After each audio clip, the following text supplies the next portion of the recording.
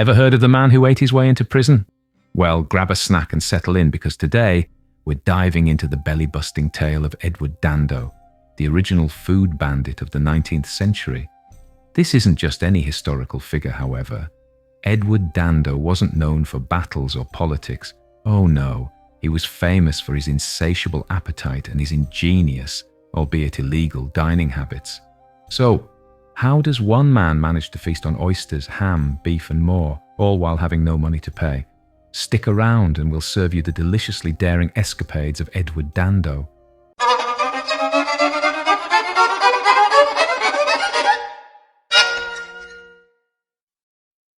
Edward Dando, born around 1803, had a rather unremarkable beginning. He was a hatter by trade, possibly an apprentice, but little did he know his true calling was far from the world of hats. Growing up in the bustling streets of London, Dando was surrounded by the sights and smells of the city's many food stalls. But life wasn't easy, work was hard to come by, and money was even harder to keep. Despite his struggles, Dando had a taste for the finer things, or rather the tastier things. He refused poor relief, saying he had a soul above it. Little did he know, this pride would lead him down a path of culinary capers. And so, with an empty pocket and a grumbling stomach, Edward Dando's legendary eating adventures began. Our story kicks off in 1826, when Edward Dando decided to take a rather unconventional approach to dining out. Instead of paying for his meals, he simply indulged in whatever his heart, or rather his stomach, desired, then revealed he had no money to pay.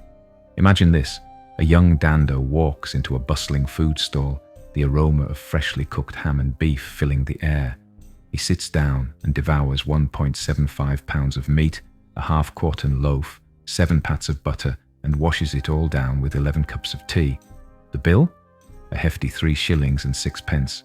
When the time came to pay, Dando's response was always the same: "I'm sorry, but I have no money." Understandably, this didn't sit well with the shop owners, and Dando soon found himself facing the magistrate. In April 1830, Dando was sentenced to 1 month at the Brixton House of Correction under the Vagrancy Act of 1824. But a little jail time wasn't going to curb his appetite. On the very day of his release, what did our hungry hero do? He marched straight into an oyster shop and devoured 13 dozen oysters, a half-quartern loaf, and 5 bottles of ginger beer, because, as he put it, he was troubled with wind. The result? Another arrest and a 3-month stint in the Guildford House of Correction.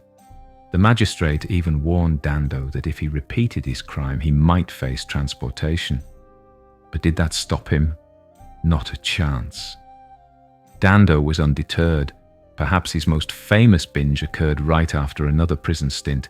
Dando waltzed into an oyster shop in Long Lane, Bermondsey, and consumed 9 dozen oysters, along with a half-quartern loaf of bread and butter. With no money to his name, he earned himself another 3 months behind bars.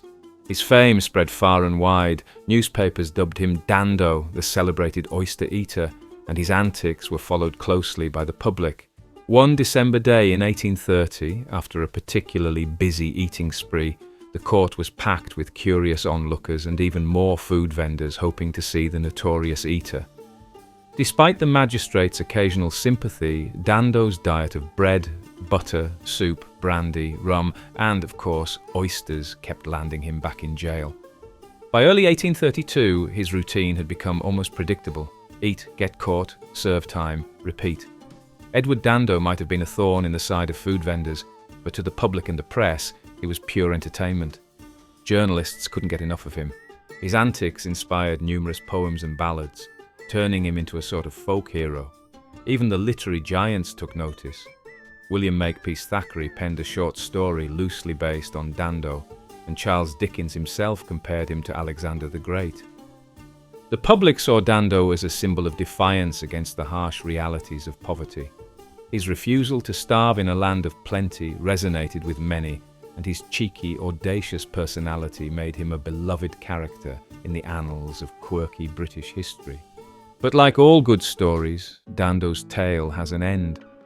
Dando's relentless eating sprees and subsequent imprisonments took a toll on his health. After his release in June 1832, he was arrested once more and sent to Coldbath Fields Prison. It was here that he would face his final battle.